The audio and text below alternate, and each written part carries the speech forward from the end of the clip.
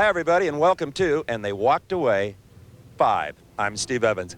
You know, we produced this video to entertain and amaze you, but also we see it as a tribute to the men and women that design and build race cars safer every year, to the rules makers, the safety equipment manufacturers, and the men and women of all the emergency units at tracks all over the country that respond so quickly and so bravely. In the next 2 hours, you're going to see drag racing, hydroplanes, AMA motorcycles. We've got NASCAR. Dave Reef will be along with some sprint car footage you won't believe, and Army Armstrong with monster truck madness. So let's not waste another second. Here it comes, and they walked away 5. One thing about an NHRA Pro stock car, the action isn't always over when they cross the finish line. As Dee Gaines found out here in the near lane at the Winter Nationals in 1995. Watch the red, white, and blue car. Everything looks okay till the chute comes out. Doink. As if one side wasn't enough.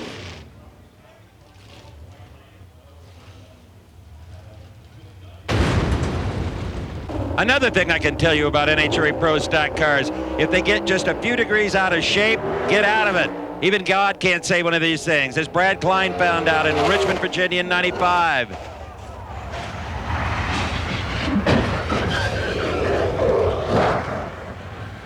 Brad Klein is a psychiatrist in real life, and after this, he had himself on the couch. Here's a look from another angle, and you'll see what I'm talking about. He just stayed with it too long. He freely admitted that after the incident.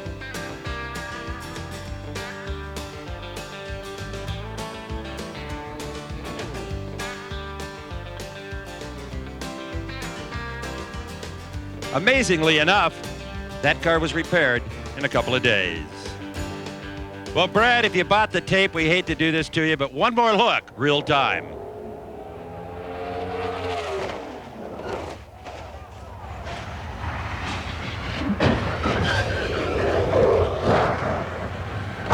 He fought the good fight, but to no avail. Maple Grove, Pennsylvania, 1995. Paul Rebeschi in the far lane. We've seen one incident caused by overdriving, another by possibly a parachute. Watch this past the finish line. Oops. Maybe shouldn't got on the brakes quite that hard. Now, if that crash didn't look spectacular to you in real time, watch it in replay.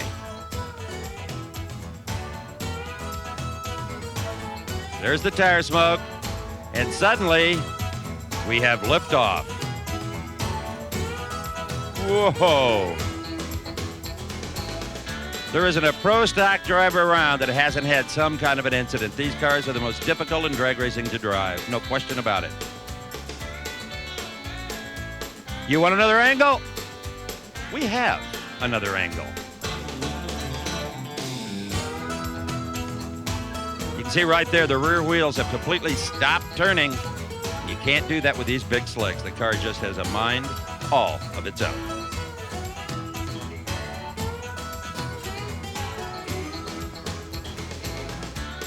Save the radiator. Pomona, California, 1995. The near lane is Doug Kirk.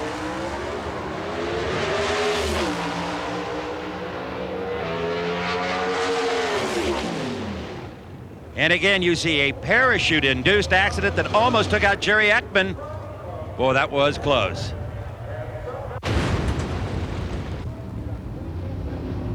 This is Englishtown, New Jersey, 1995. Butch Abbott in the Bondo car, near lane. Abbott would become a poster boy for his sponsor. It took more than Bondo, actually, to heal that one. More embarrassment than anything else for Butch Abbott. Why am I hanging upside down in this car? Please, let there be no video. Sorry, Butch. There's lots of video, including this angle. Have I taken it too far? I believe so. Don't let it get upside down. I talked to Butch right after the incident. Butch Abbott getting his blood pressure tested. It's got to be up a little bit. Yeah, I'm sure it's up a little bit. What was your sensation in the car? You tried your darndest to keep it off the fence. Yeah, I thought I had it under control, and then when it smacked the wall real hard, it kind of threw me around, and that's when I didn't have any steering. And it's a shame because you were having one of your best days of racing ever. Yeah, I really thought it was, luck was with me, and then all of a sudden now it's the worst it's been in my career. Well, you can still smile, and that's a sign of a champion. Yeah, thank you. Seattle, Washington, 1996. Bob Glidden was in the far lane, but that's not the car you want to watch. It's the come out special in the near lane, and Terry Adams right there. Moisture under the rear tires. Indefensible when that happens. Terry was a passenger.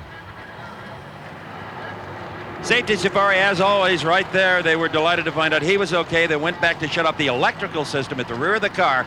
All the machines are required to have that on the exterior of the automobile. Another look. Something goes wrong mechanically, and under the rear tires goes water, oil, whatever it is.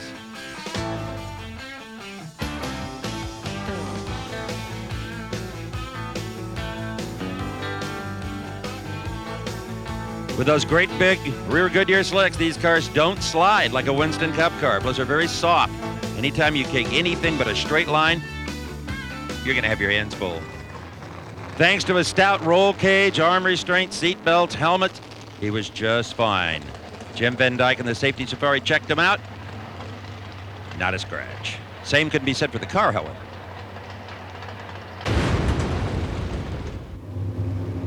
All right, it is Tom Hammonds. Yes, that's right, the NBA's Tom Hammonds.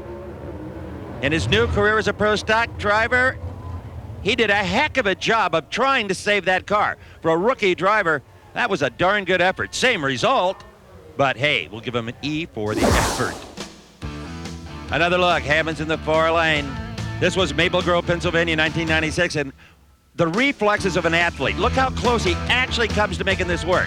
And imagine inside that car, Hammonds is 6'11". Well, that took care of the front clip.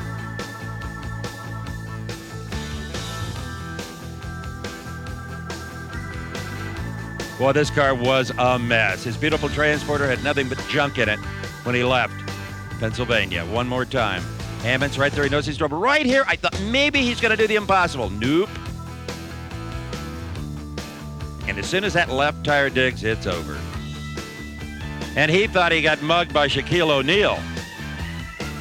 It took more than the hot tub for his aches and pains the next morning. Tom Hammonds, they finally extricated him out of the car, and that took a while, actually. How long this guy is. But he promised to return to NHRA drag racing as soon as he retired from basketball. Yeah, this 1320 slam dunk was all Hammonds need to convince him that this is something you need to pay a lot of attention to full time. Okay, let's right now change the pace. We'll go to Army Armstrong with some aquatic action. Well, Steve, you know, water can hold some horsepower too, and there's a group of bandoleros that travel around the country racing boats on water. A lot of people like to call these guys the turbines of terror. Some people call them unlimited hydroplanes. Me, I just call them magnificent young men in their flying machines. Check this out. The 1995 San Diego Bay Fair, Chip Hanauer working the inside lane to perfection. In the final heat, he's got the ideal situation, but on the outside, the Smokin' Joe starts to make a move on him. Hanauer going into the corner, hooks a rut, the right sponson digs in, and he is upside down. The boat literally destroyed. Now, this presented 16 seconds of drama where everyone was holding their breath. Hanauer, even though he was encapsulated, nobody knew where he was or what his status was. If you keep an eye to the left of your screen, you're going to notice a helmet bobbing up and down. This is a tribute to the safety equipment, as Hanauer indeed did survive this awful crash. You can see him moving around to the left of your screen now. But Chip was encapsulated in the capsule that was designed by his mentor, Bernie Little. A lot of people say that's what saved his life in this incident. Hanauer was working the inside lane. Everything was going his way. Let's again take a look at this and see if we can kind of figure out what it was. As a rule, air will play a major role here. See if the boat stays down. No, you can see a little bit of air getting underneath the sponson. It rocks it over to the right, digging in the right sponson. Now he is literally just along for the ride.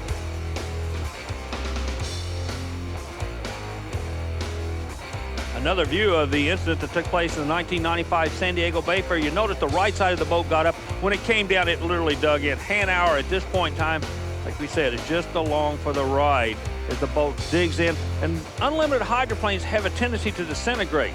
Even with deep pockets like the Budweiser team, this was a major catastrophe in this sport.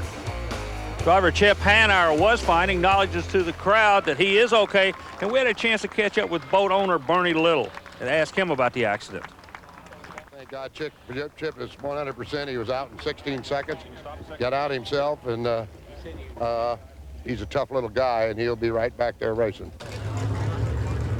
So even with deep pockets and one of the best teams on the circuit, this boat was not to race on this day.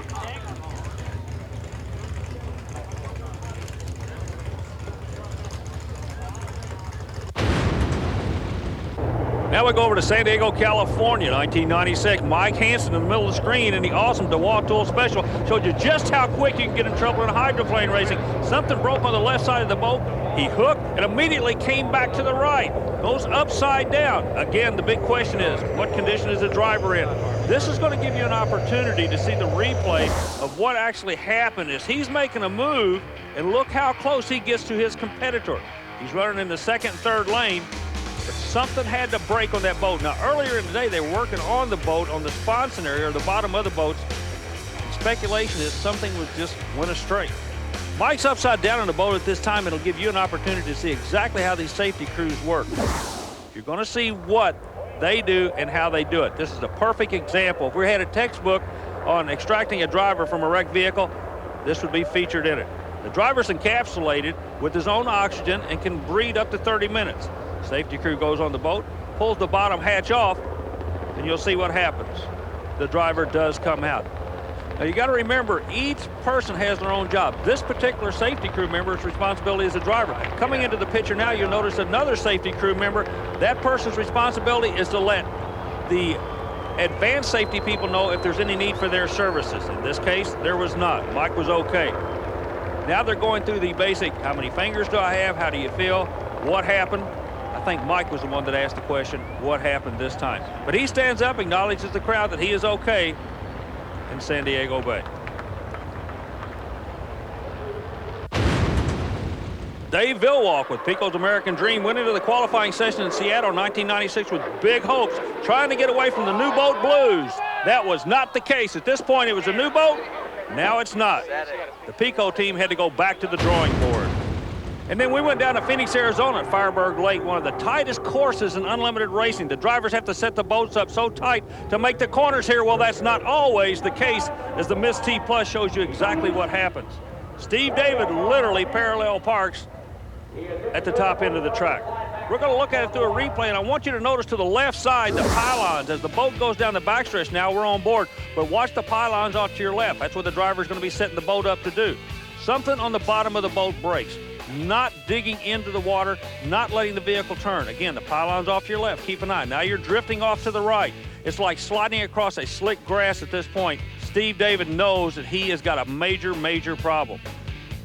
It's all going to end on the banks, the beach.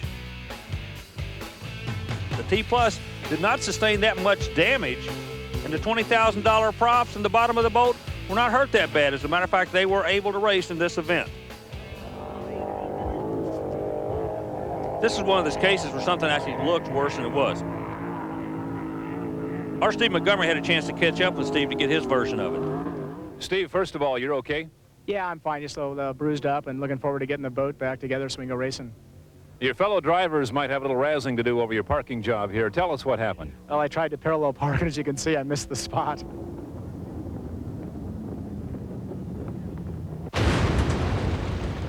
Ken Muscatel, one of the privateer owner drivers at the Tri-Cities event in 1995, gets a little bit of a lift, a whole lot of a lift, too much lift in the computers and applications boat.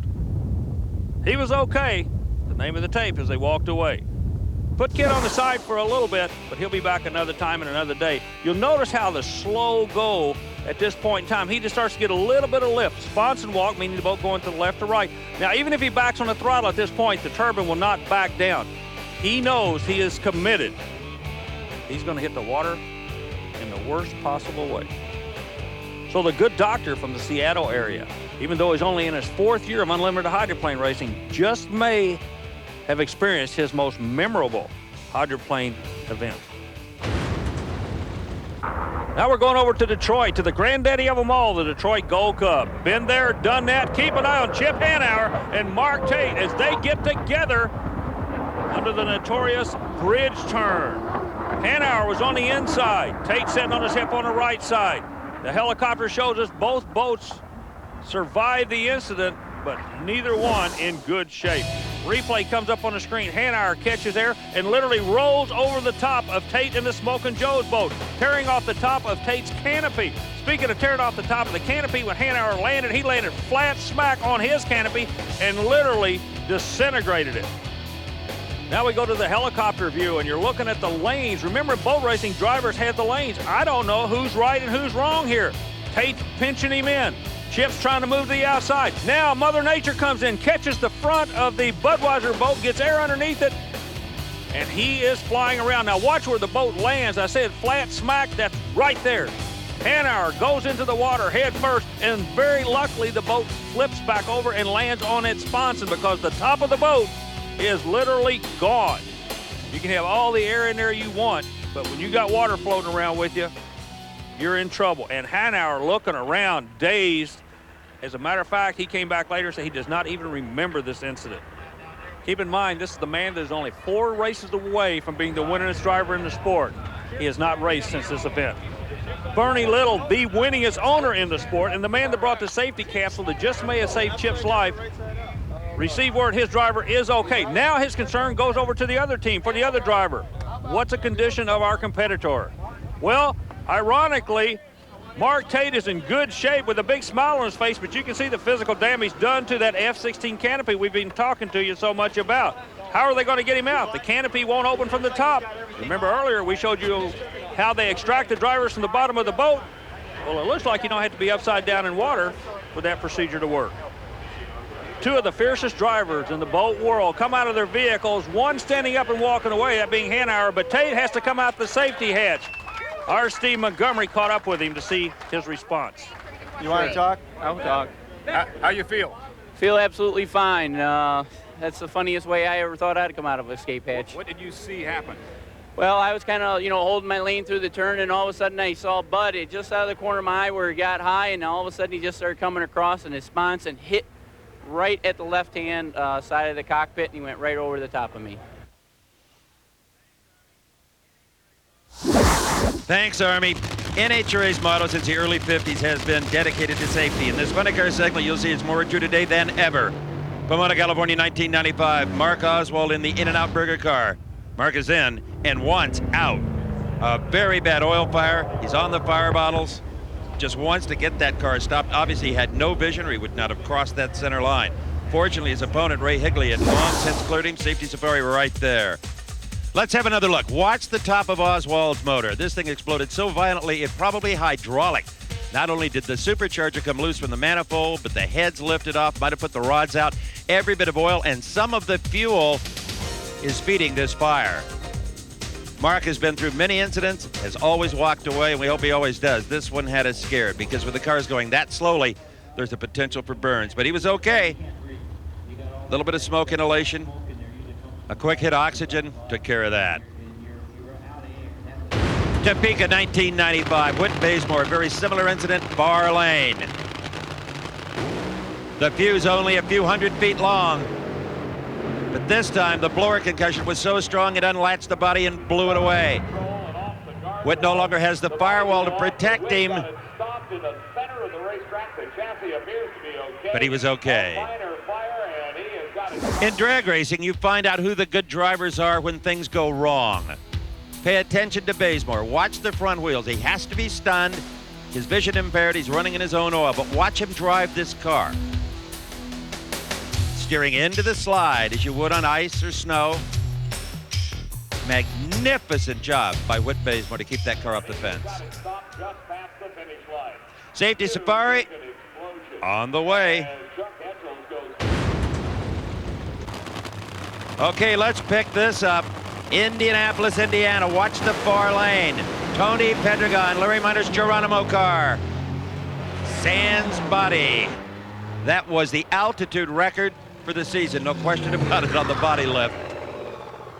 Tony quickly out of the car. Safety Safari there to take care of him. A little bit dazed, had his bell rung. That was a real boomer. Very much like a cannon shot. And understand, in situations like this, the driver usually has no warning. If he does it so quick, there's no response that he can make.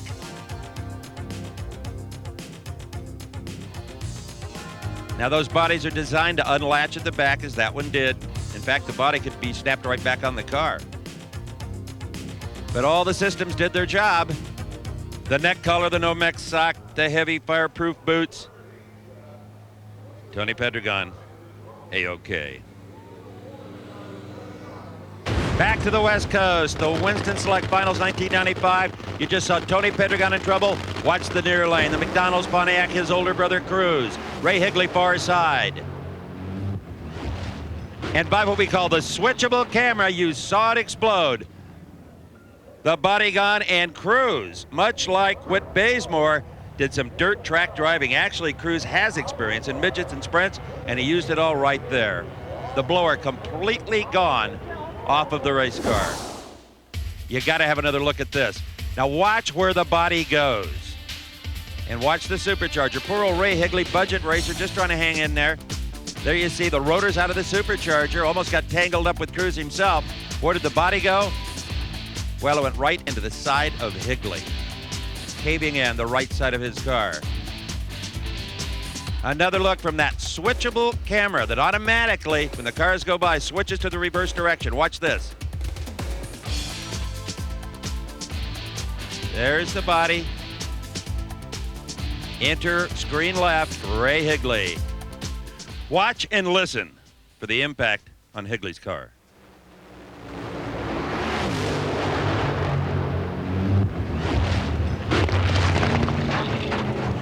The sound of crunching carbon fiber.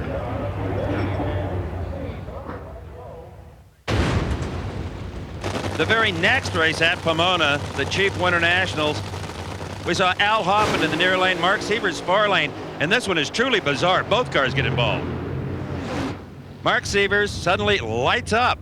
Hoffman has no idea he's on fire. He sees movement to his left. He thinks he's being waved in to turn off of the racetrack, and all of a sudden, Al turns off okay, right into the side of Sievers.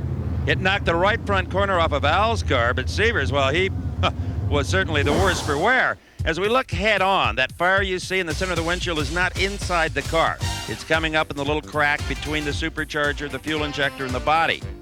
Inside the car, not that bad. Oh, there you see the collision. Al was furious. I doubt that Sievers could see anything. No, it's not his fault. Can you fix it? Oh, yeah, we fix it. We got bodies, and they'll fix it. See.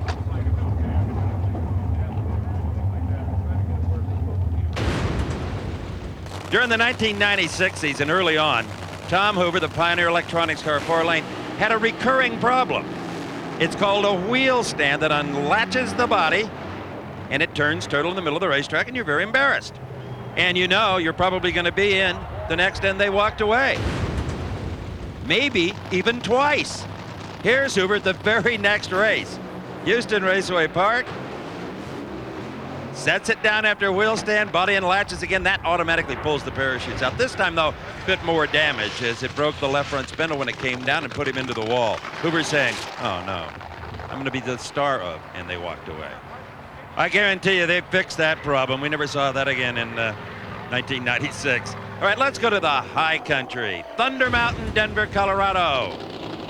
Al Hoffman, again, part of an incident, unintentionally. Len Soroka, local Rocky Mountains racer, was in the near lane, and boy, he lit him up early and just punched the fence. Now the car has a mind of its own as the throttle is stuck. It gets wedged between the injector and the body. Now the body is gone, but you can see the butterflies are still open about 1/2 of an inch, and it wants to run on what fuel is remaining in the lines. And Len Soroka saying, oh man, everybody's watching me. All my friends are here, the television cameras are here. This is awful. Got this pigeon-toed funny car. And he finally got it stopped. He was just fine. Did take a pretty hard hit, though. We saw a race not too many years ago at this very same track where the driver was unconscious, and a much worse incident happened. Topeka, 1996. Watch Jim Epler, a less than auspicious debut with a brand new Winnebago car. Oh, broken oil line, moisture under the rear wheels. Jim at least kept it off the right-hand wall. The first time in his long career he had ever hit the fence. It had some fires and some other incidents, but never hit an immovable object. He was, however, back, believe it or not, for the very next race, new body and all. All right, it's time for some sprint car action, and who would know more about him than Dave Reef? As you've already seen, the world of motorsports isn't always blue skies and sunshine, and that's especially the case on the nation's dirt tracks when you talk open-wheel racing. Hello, everyone. I'm Dave Reef, and when you say the word sprint car, the question isn't if you'll get upside down, but when and how hard. Put 24 of these cars on a little quarter-mile bull ring, the fine line gets even finer. Put them on a big half-mile oval with speeds approaching 150 mile an hour in the straightaways, and there's no room for error. Fortunately, though, technology dictates these cars get safer each and every season. And that's certainly good news because open-wheel race cars can and do get upside down. But fortunately, those rollovers sometimes are soft. Case in point at the Knoxville Raceways, the 55 car, Lyle Howe III tips it over. Nice and easy, nice and soft in turn number 1. The gas spilling out on the racetrack, not a problem. Safety crews take care of that right away. As we see again, Howe enters the turn, gets a bit out of shape. Mike Ranke in that 02 car helping him out just a little bit.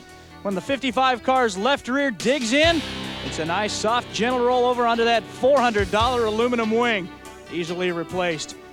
A third look, you see Ranke coming to the tail end, and that's all it takes. Lyle Howe III takes a nice, soft, gentle rollover.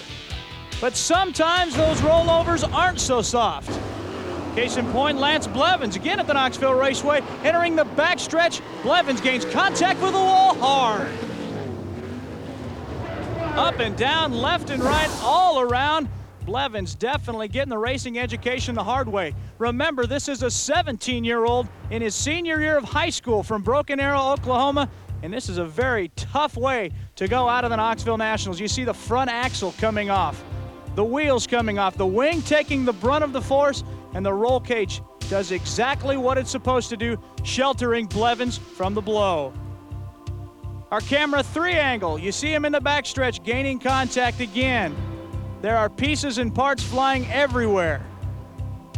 For these drivers, all they feel is bump, bump, air, bump, bump. They can't wait for this ride to stop, and for Lance Blevins, that took a little while. Leonard Lee also involved in the 16L car, but Blevins walks away.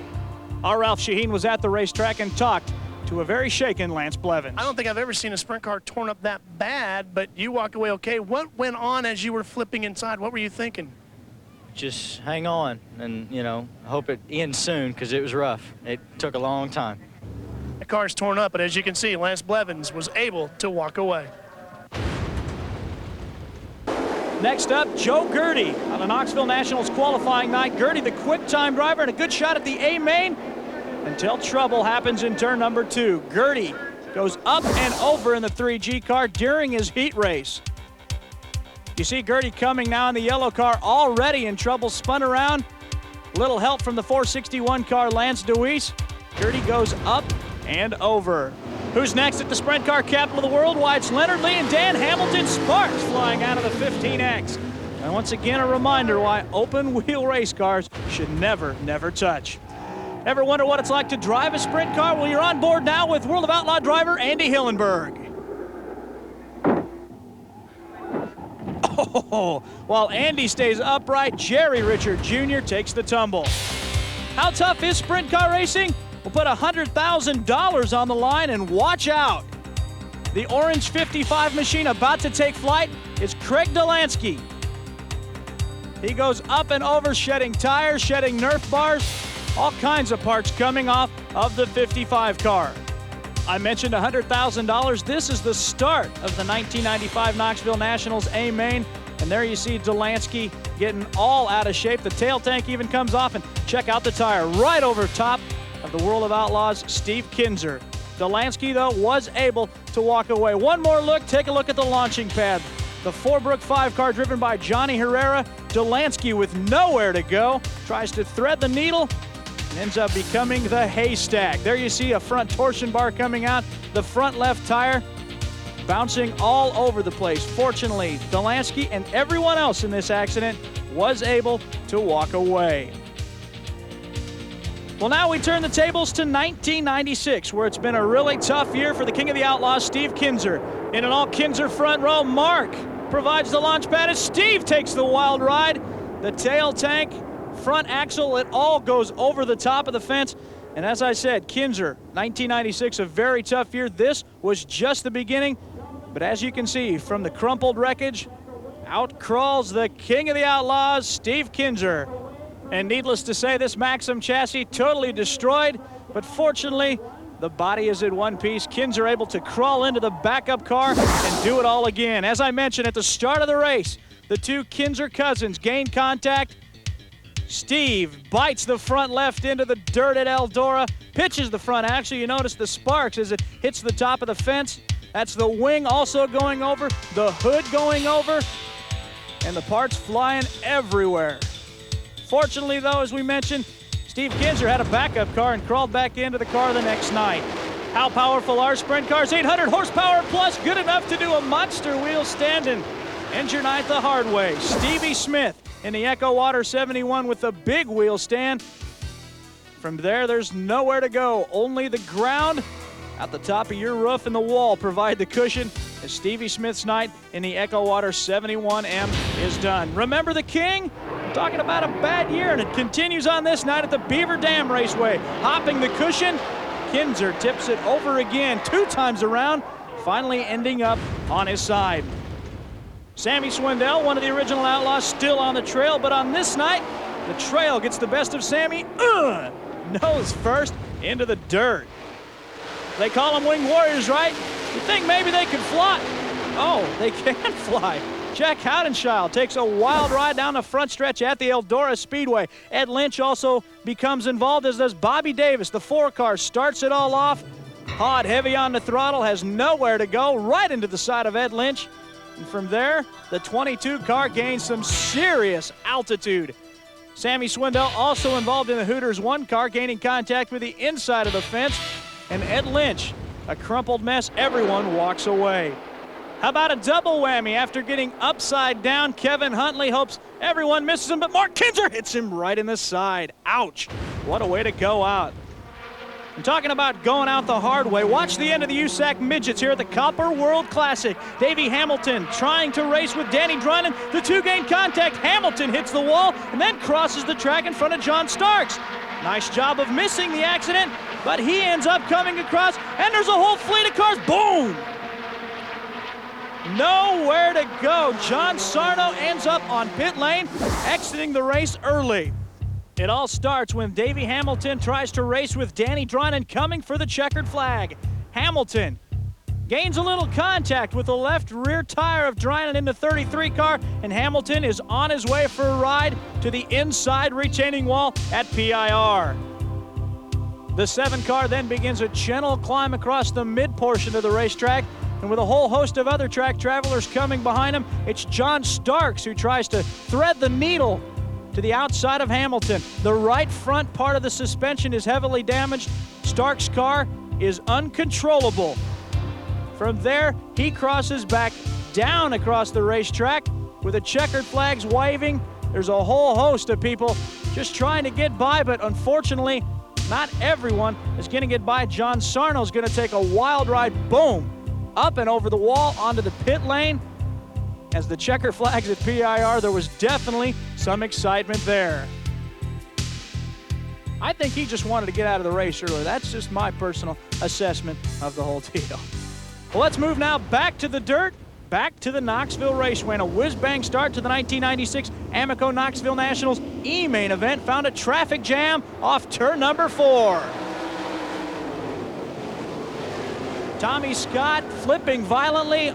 Robert Jackson also involved, taking down one of the poles on the infield. Judy Bates, bunch of cars involved. As they come off turn 4, you see 2 cars go nose first into the wall.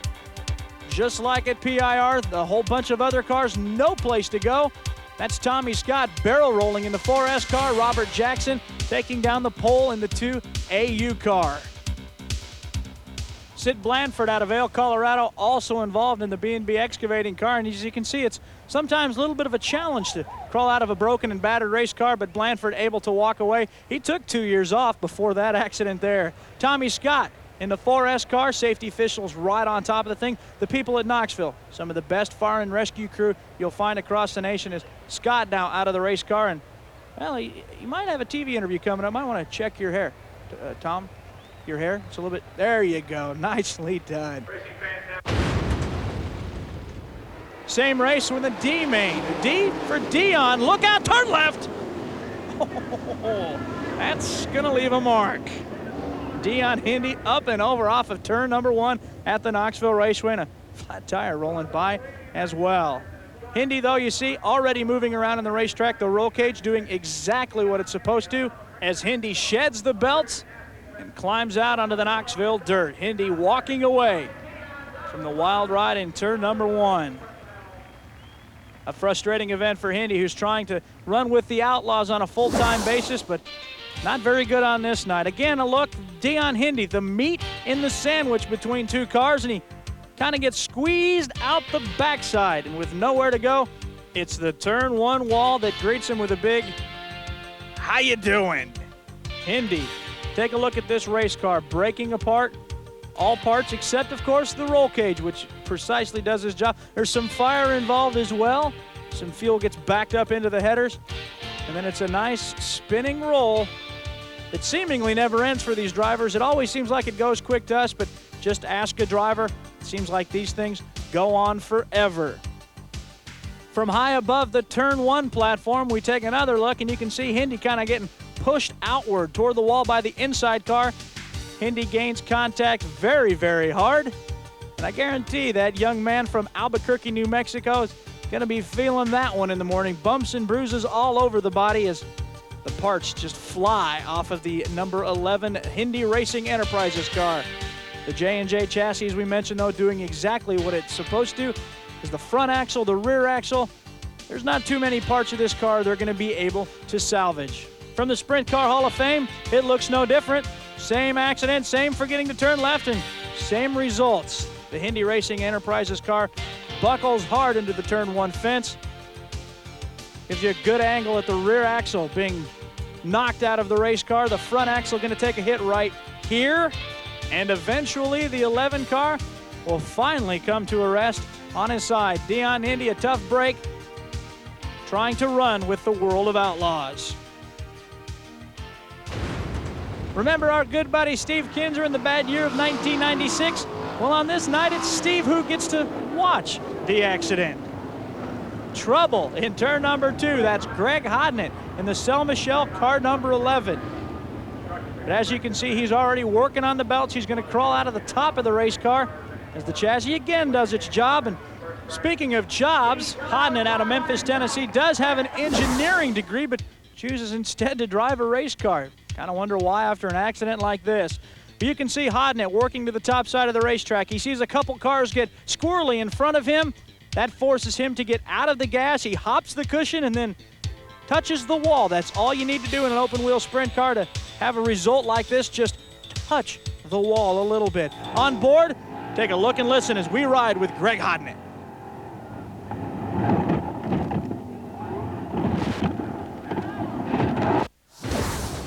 All right, let's move on to Charlotte, 1995.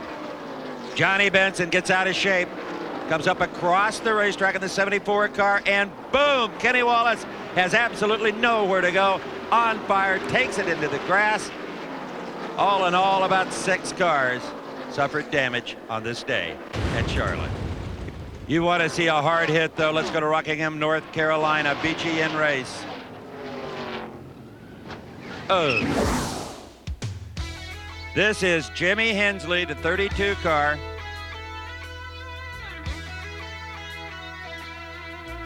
Gets loose. Spins around, comes up the track. Here comes Greg Sachs. Just as Hensley gets spun around, trying to find a place to go, and kaboom! Almost puts the car on its nose. A testimony to the fuel cells in these cars. Are mounted in that trunk area, and it did its job, or there could have been a nasty fire or explosion. One more angle. It's difficult to say in a crash like this which driver takes the most strain, in the front or in the back. I personally don't want to be in either one of them. Greg Sachs was a bit shook up. He went to the infield care center, as they all must, but first a wave to his fans that he was okay and to make sure his hair looked good when he got there. Winston Cup at Charlotte 1996. That's Johnny Benson, the number 30 Pennzoil car. Sideways, trying to find a place to go. You saw the fans' reaction, actually the pit road reaction, as Benson took a horrible hit from Ricky Craven that literally turned the car inside out. Craven backed his way down the racetrack with significant damage. Both cars taking horrible damage. Here's Benson, and here comes Ricky.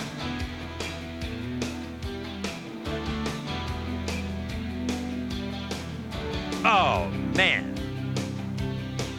Benson spins like a top. Horrific damage to both cars. That was a nasty one.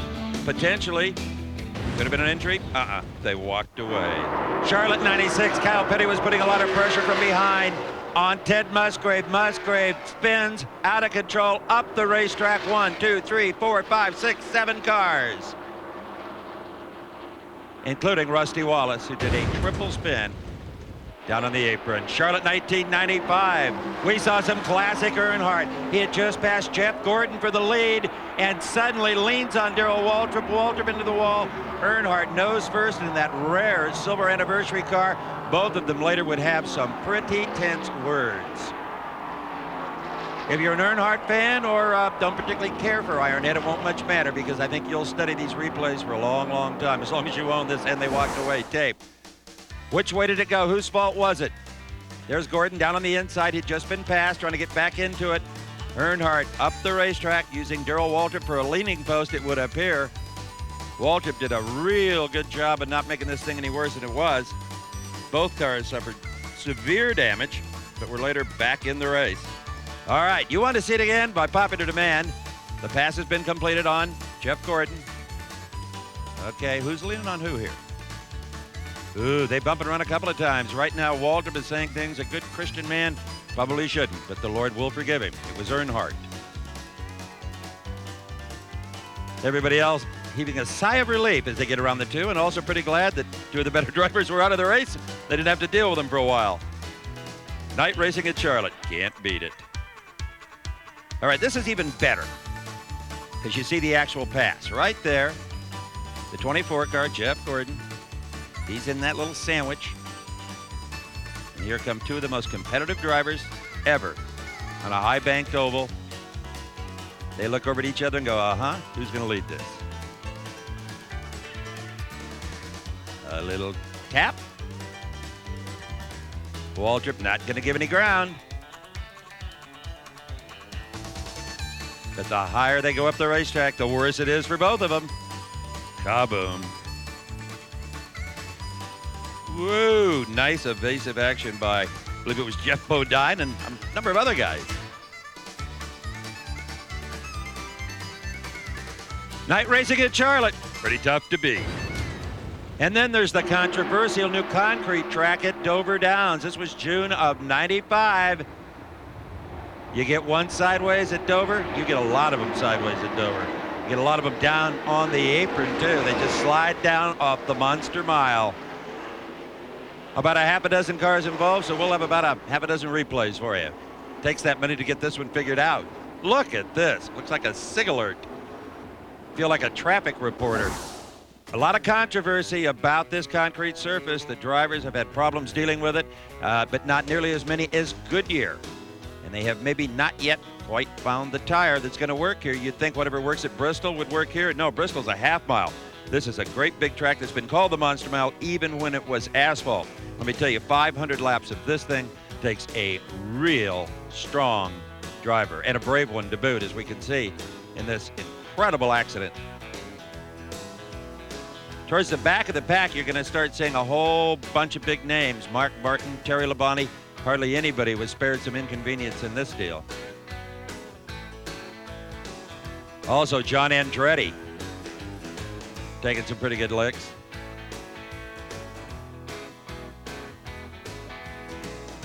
There's Jimmy Spencer on the left side of your screen. Spencer, for one of the rare occasions, got out without a whole lot of damage in the Smokin' Joe's car. Let's go on board with Mark Martin.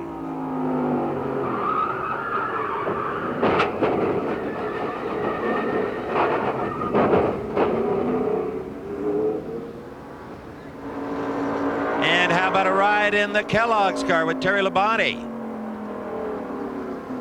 What do you do when you see all this trouble in front of you? You try to go low, but sometimes it just doesn't work. John Andretti received a slight leg injury, got a little help. Mark Martin and Terry Labonte exchange insurance information. And right now, we go to Army Armstrong and Monster Truck Madness. Well, Steve, as you well know, not all forms of motorsport take place in the major arenas where they got the major facilities and millions of people show up and what have you. Sometimes you got to go to some pretty out-of-way places to see what the monsters can do. Speaking of monsters, check this section out on monster trucks, mud racers, and of course our friends on the Mile of Mud, the Swamp Buggy Racers. Monster truck racing is not new to the automotive and truck world, but the type of competition you see this day and time is a lot different from the old grins and giggle type. Drivers having to qualify to get into events, and this is the result. Brian Welch at Lima, Ohio, having a little bit of problem with his vehicle, trying to get just qualified. We're going to show you a replay. I want you to keep an eye on certain things. For example, the attitude of the truck, the height of the truck, and also be aware of the integrity of the roll cage once the vehicle lands. You notice that all four corners have a tendency to help the truck. Brian goes on the throttle immediately knowing he's in trouble. Rule of thumb, if you get one part of that truck to touch the ground, hit the throttle, it should pull it around. That was not the case for Brian Welch. Beating the odds, the name of the vehicle in the far lane, the driver, Rob Marshall, was trying to do just that. At this point in time, he's in trouble. He should hit the throttle to try to spin the vehicle out. No, too late. It had already rolled over on him. We're going to take it right inside the driver's compartment now, and you can see the integrity of the roll cage held up. All the safety equipment works. Rob Marshall will come out and have an opportunity to acknowledge to the crowd that, yes, indeed, he is okay, and will walk away, and we'll have to wait for another day to race. A mud racer wants to hit the throttle when he's in trouble. What that will do will spin the rear tires and spin the vehicle out. Rob does it, but he's already flipped before he does it. I asked him earlier if he knew that he had waited before the flip. He said, no, I thought I hit it perfect. He didn't hit the gas till right now. But, as we said, he was able to walk away. Rodney Covington comes out with a Chrysler-powered vehicle in the far lane. Same scenario. Keep an eye on him. You got to hit the throttle. He does. Too late. Covington, in a violent accident, goes end over end, demolishing the vehicle. The Chrysler horsepower here got him in trouble. You can see the driver moving around very gingerly inside the roll cage. Again, to the right side of your screen. Watch when the driver hits the throttle. You need to hit it when you're in trouble to spin the vehicle out. That's not the case here. He is in trouble now. He needs to be on the gas. It'll completely roll. Now he'll hit the throttle. Too little, too late. But Rodney, as his predecessor, walked away. Don't think for a minute that mud racing is not a violent sport. You know, in the sport of mud racing, it don't have to be all these long rails and stuff like that to bring a lot of action to you. As we see here, Peter Gallus will come out. This is from Bluesburg, Pennsylvania, 1996. Got the tall truck, okay, the full body type truck. He too gets into trouble. Slow, not as violent and not as quick, but the result just the same. We're going to bring up a replay and show you, as you can look inside again and see that all the safety equipment works, a little bit of bleed off of the fuel system, but the rut is the story here. You notice he starts off straddling the rut. Now he drops down in the rut, develops a bounce. The right rear tire hooks a rut, and he is going over.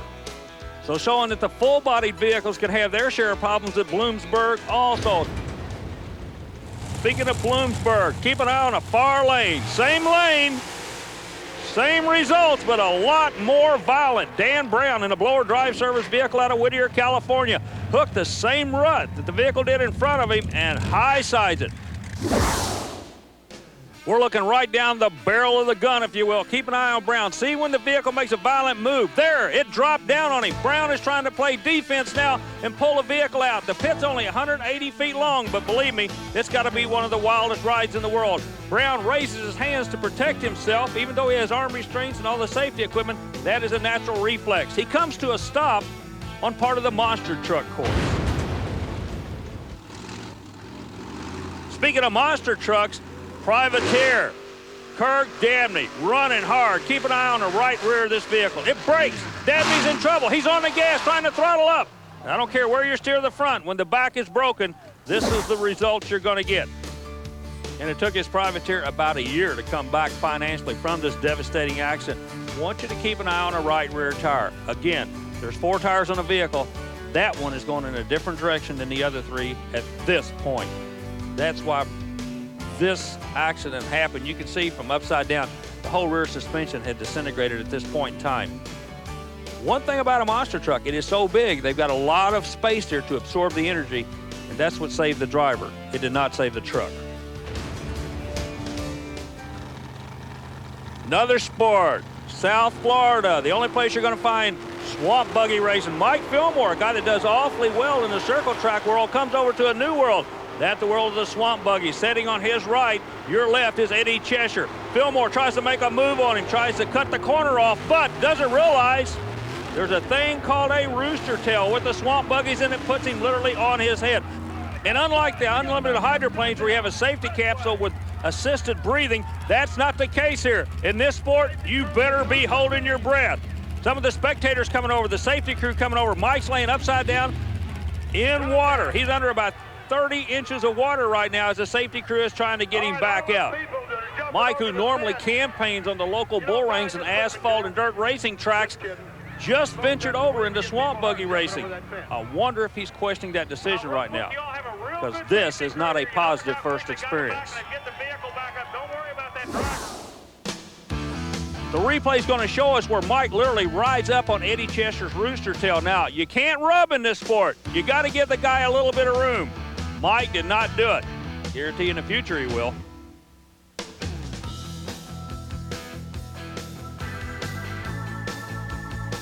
Taking a look at him from reverse angle, you can't even see Mike. Now look at the speed he has coming into the corner. He hooks that rooster tail and now starts to bicycle the vehicle as he goes over. The left front wheel is already collapsed.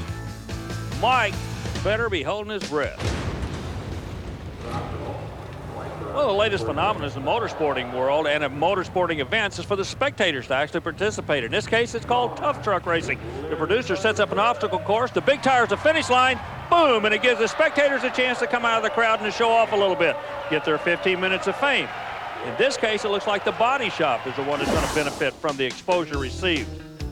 This particular vehicle looks like a daily driver. He drove it in. I don't think he's going to be driving it home, though.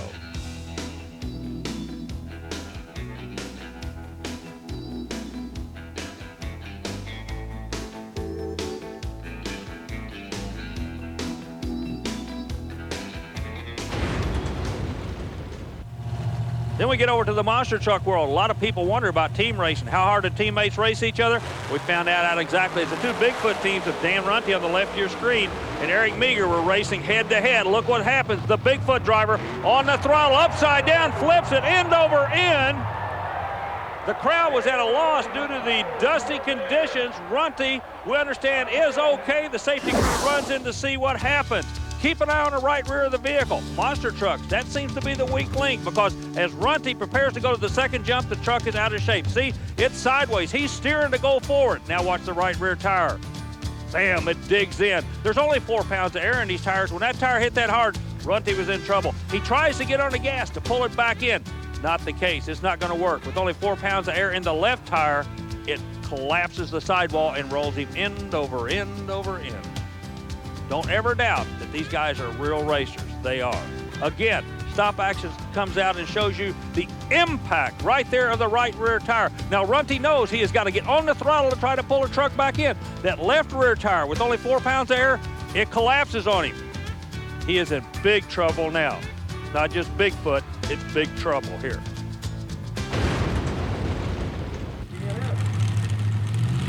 Garland Walls comes out in a Little Deuce Coupe. The Beach Boys sang about it. He likes to drive it. It was Bloomsburg, Pennsylvania, one of the most violent wrecks I have an opportunity to see. Walls in the lane closest to us, comes out, hooks the vehicle in the high side and starts a series of rolls, going into the Yodoc barriers. And remember in the past, if you follow motorsporting, everybody knows about the infamous Bloomsburg wall. Tag, it scored again. Walls survived the crash with minimal damage. The car, as you can see, was completely destroyed. The big question was, why did the wreck even happen? The track had actually been moved away. Did you see the driver moving around as the safety crew comes over to him to check with him? The track angle had actually been moved away from the wall. We've had many of accidents in Bloomsburg. They've all taken place at this one point. Walls on the left of your screen comes out. Now notice how his vehicle will make a move here to the right. Then he high sides it. So he's in trouble before he ever gets to that wall. The left front tire came off. The Yodoc safety barriers filled with water actually did exactly what they were supposed to do.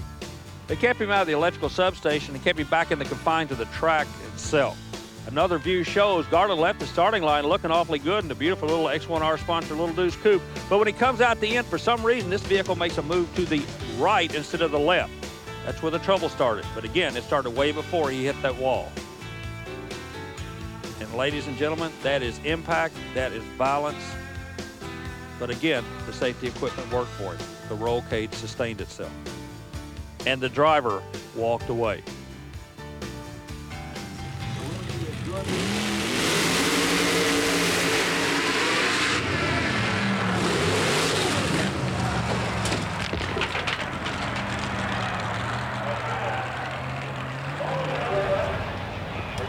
And Garland, one of the nicest guys you're ever going to meet in any form of motorsport, walked away. However, we can't say the same thing for his vehicle, because before he goes back to the starting line, there is a lot of work to be done here. And once again, the infamous Bloomsburg wall collects another mud racer. Okay, thank you, Army. You know, motorcycle racers rate right up there with rodeo cowboys. Their tolerance for pain is unbelievable. Mike Hale at Road Atlanta, a 600cc super sport bike, pitched him off in the grass. He just kind of shrugged it off. Sears Point, Sean Higby, Supercross, down all by himself, just lost the front end and lost his motorcycle. Take another look at this. All the braking power on these bikes is on that front wheel. And right there, he just flat lost it. But I tell you, they do know how to tumble, almost like acrobats.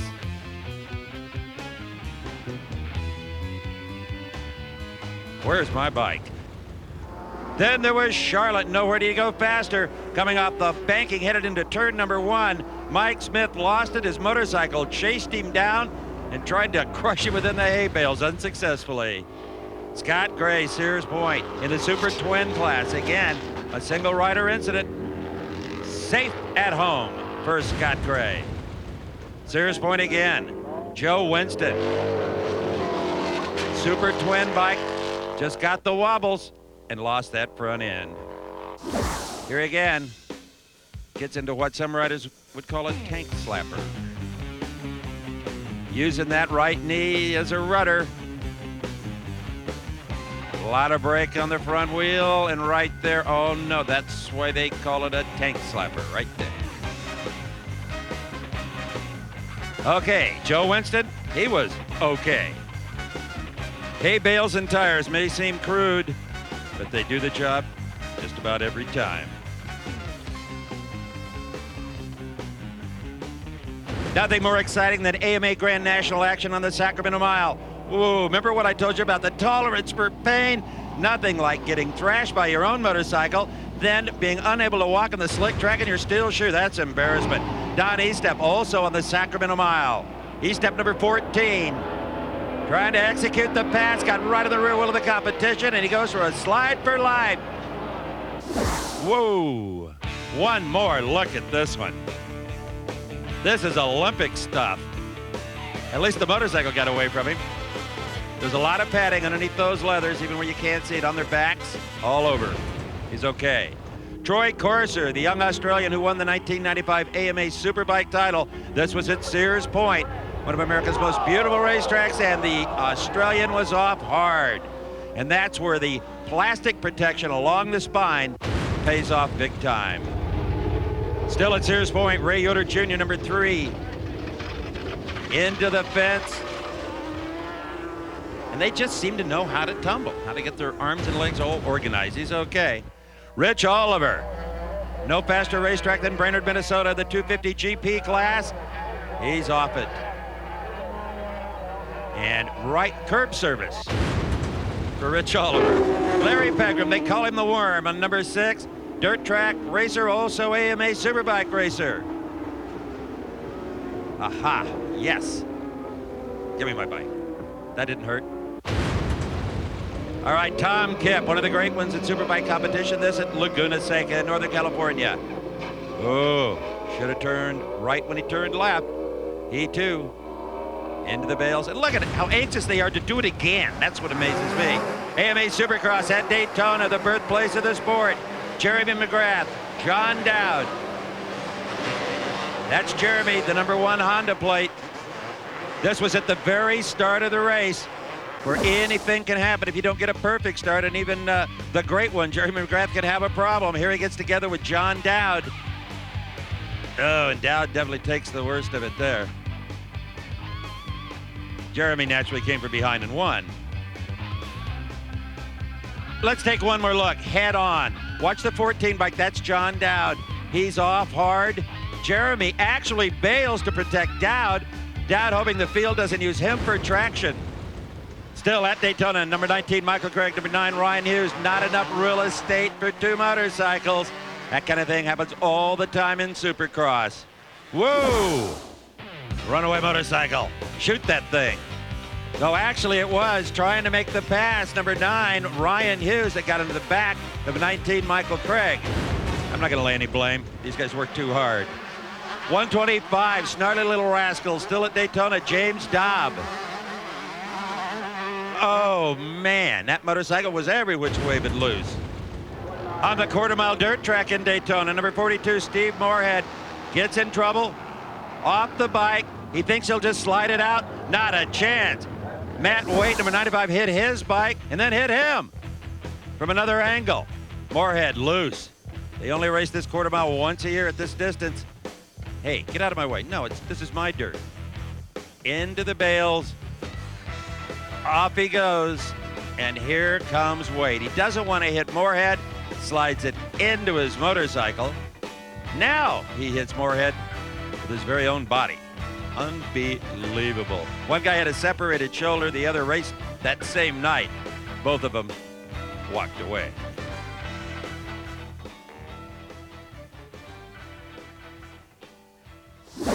Ladies and gentlemen, may I present to you the fastest accelerating vehicles in all the world. Top fuel dragster, Sonoma, 1995. Rance McDaniel, the layback car. Suddenly, it's a tricycle on a very difficult track with an uphill shutdown area. Tagged the wall just slightly. Rance did a fantastic job of driving that machine. Not as easy as he made it appear. Now let's go to Indianapolis, 1995. Here is one unlike anything I have ever seen. Wayne Bailey on his burnout, right? Nice smoky burnout. Wait a minute, Wayne, you're not John Wayne, where you going, Wayne? There was something wrong internally with the fuel system. Feeding it fuel, he put the chute out. That's what I'd have done. Now he's headed for the sand trap. He does something I wouldn't have done. He tries to save the car by avoiding the sand trap out in the grass. That's not a textbook drive, Wayne. Watch out for the woods, Wayne. And finally does get into the sand trap, a rather circuitous route, and it's still running. It starts to look like a tractor pull. The motor finally, mercifully, digests itself and dies. Safety Safari disbelievingly on the scene, and they wore Wayne's helmet. Oh, well. Okay, here we go. This is Topeka, 95. Connie Coletta in the near lane. You're going to see a lot of the Coletta boys, father and son. Connie had a beautiful run going. Suddenly something goes wrong with the motor. A fuel line possibly. A lot of sparks. Could be the clutch, could be a lot of things. All in all, Connie had a rather warm rump when it was all over. But Connie wasn't finished with his appearance in, and they walked away 5. He'll be back. Meanwhile, here is Corey McLeod, far lane, Kenny Bernstein near lane, the 1995 Budweiser Classic, Pomona Raceway. Unbelievable. Simultaneously, Corey Mack blows both rear tires off the car. They have yet to determine what caused that to happen. Their crew, Goodyear, the wheel manufacturer, it is a big, big mystery. It was a mystery to Corey. He's got no radio. He has no rear view mirror. He climbed out of the car and went, what in the heck happened? Gainesville, Florida, final round. Scott Coletta near lane, Blaine Johnson far lane. How bad did Scott want to win this race? Bad enough to not lift. Bad enough to look like a telephone pole mid-track and blow it over backwards.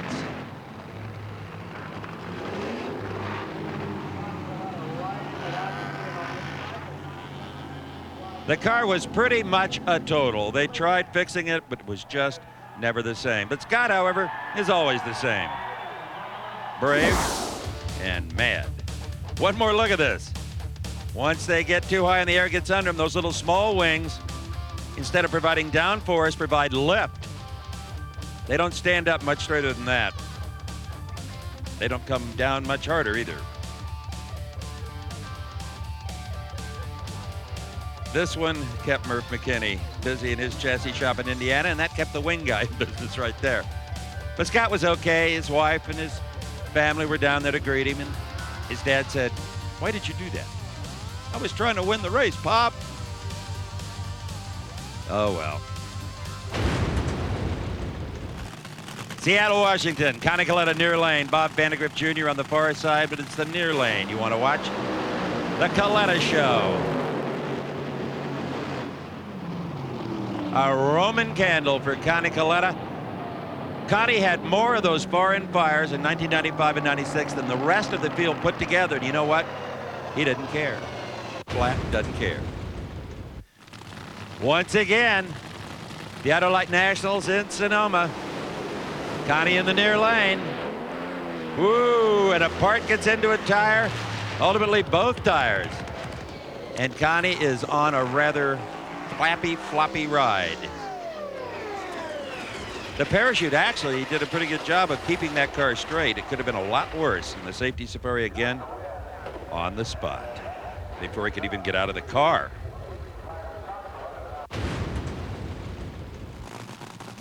Seattle, Andy Woods in the far lane.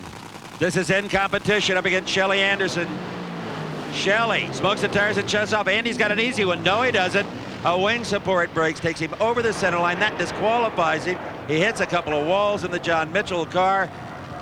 But the safety safari already on their way. The chassis did its job. Even the injector kind of helped protect him. And there you saw, front wheel just comes zinging by. Let's have one more look. Andy Wood's a hard-working guy that deserves a crack at the big time. And believe me, he shares no responsibility for this incident. In fact, it might have been worse without his skills right there. Just a nice little barrel roll. The parachute getting tangled in the car and still doing its job, no matter where it may be. Incredible. Well, Andy Woods rebuilt that car and was back in competition before the 96 season was over. Now watch this. Shelly Anderson just smoked the tires in Seattle. Watch this in Brainerd up against Jim Head, the Smokin' Joe's car.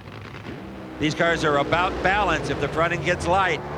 You saw it happen to Scott Coletta, and that was almost the twin. The fuel tank is up front, and sometimes if you take too long to burn out in stage, you wear up some of that ballast off that front end, and that may have been what caused Shelly Anderson to suffer her first blowover. I want you to see how calm she is. Let's watch it from yet another angle. Should carry the front end about like that. Nope. Oh, and right there it came up so fast, Shelly was virtually defenseless. That was not like Scott Coletta maybe wanting to win the race too badly. She did not have much of a chance to react. She may have tried to grab the brake to bring it down, and it failed. Well, all in all, this whole run was a pretty good failure. One thing that didn't fail, the safety systems NHRE requires on that automobile. Got to see it again. Little higher angle. Ooh, she pedaled the car. It started to shake. It was when she got back in it that it came up.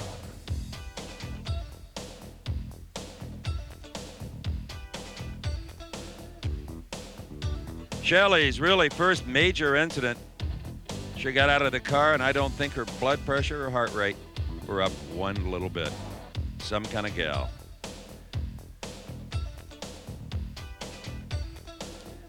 Okay, from further down the racetrack. Right there, she pedals the car. It was when she got back in it. And look at the Air Force's shred, literally peel the magnesium bodywork off that car, not to mention crunch all the timing equipment. Shelley now in just a skeleton of an automobile. A $40,000 dragster chassis will be in the dumpster the day after. My back's a little sore, but that's okay. That's racing. Just shows how safe these cars are, and that's why NHRA has all the strict rules, safety rules, is just for this reason. Tell us a little bit about, do you know exactly what happened to you when you were... Oh, yeah. I went out there, and it started to smoke and shake, and I just barely got out of it. And when I hit the throttle, all the clutch locked up, and the tires hooked, and over it went. I mean, I was there for the ride, and that's okay. I mean, you're going to go through them racing. I'm fine, so it really, I mean, now I know what it feels like to really crash, and that's okay. Well, hopefully for Shelley, that's the last time we see the great big crash. Well, that's a wrap on And They Walked Away 5. And we end with a final video tribute to the men and women of the safety crews all over this great world of motorsports. The drivers wouldn't race without them. For Army Armstrong and Dave Reef, I'm Steve Evans saying, may they always walk away.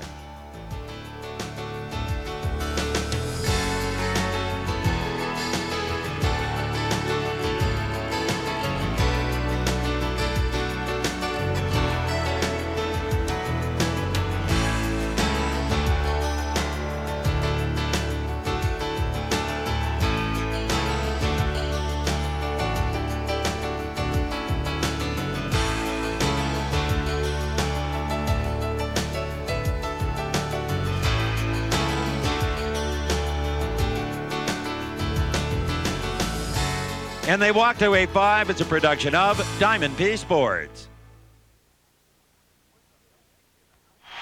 Want the best seat in the house for the hottest motorsports action? Then choose from over 40 spectacular titles in the Diamond P Motorsports Action Catalog. No collection is complete without the hottest selling action video series available anywhere, And They Walked Away. In all 4 And They Walked Away videos, you'll thrill to the awesome power of top fuel dragsters and funny cars unleashed and out of control. The chills and spills of motorcycles, speeding stock cars, and high-flying monster truck mayhem. You'll jump out of your chair with the nerve-tingling adventure of unlimited hydroplane racing included in that before. And in each bone-jarring incident, the driver walked away. Drag racing fans will recapture all the exciting moments of the season in Diamond P's Drag Racing Yearly Review. Relive each year of the Blazing Straightliners from Drag 86 through Drag 95 as NHRA's top drivers compete for the coveted championship crown. Call the 24-hour hotline number on your screen and order from our special series of biographies on some of motorsport's most dominant legends, like drag racing's undisputed record setter, Kenny Bernstein, the king of speed. You show me someone that enjoys losing, I'll show you someone that's never won. It's that simple. Meet the force behind the Liquid Oval's most prolific team, Bernie Little, Mr. Unlimited, and his quest to become Unlimited Hydroplane Racing's winningest team with the Miss Budweiser. And the nightmare continues with the man whose every pass down the track is nothing short of an amusement park thrill ride. John Force, still the one, is wall-to-wall excitement as well as candid interviews. I have all the fear in the world. I have all the respect for this hot rod because it can hurt you. Still not full? Still craving more action? Then call the number on your screen and get the catalog. Inside, it's full of action videos including the Shake, Battle, and Roll series. The videos that will satisfy your need for gritty, roaring monster truck and mud racing drama, four-wheel and off-road jamboree excitement, and the exciting car-crushing monster truck Thunder Drag series. Want more? You'll find that not every awesome fire, flip, and tumble is unexpected. In Joey Chitwood 50 Years of Thunder, you'll experience precision stunts and death-defying feats from the most legendary thrill show on wheels. If you're into speed and looking good, then you'll definitely want the best of Hot Rods 2, featuring some of the slickest, tricked-out speedsters, towering 4x4s and slamming and jamming high-performance workhorses, and of course, those thundering hogs. If you're looking to round out your drag racing package, don't miss 40 years of the U.S. Nationals, an in-depth look at the evolution of the sport and its heroes at one of drag racing's crown jewel events. For practical tips and expert instruction on how to make your racing dreams a reality, pick up your copy of From Street to Strip with legendary racer and instructor Frank Holly. Learn the tricks and know-how it takes to become a competitive drag racer. Call the 24-hour hotline number on your screen to order any of these videos and the exciting Diamond P video catalog. Inside, you'll find special action and collector video packages that will fill your tape racks and save you money. Diamond P Sports has been your ticket to the best seat in motorsports for over 20 years. And the whole Diamond P Action Library is at your fingertips by calling now.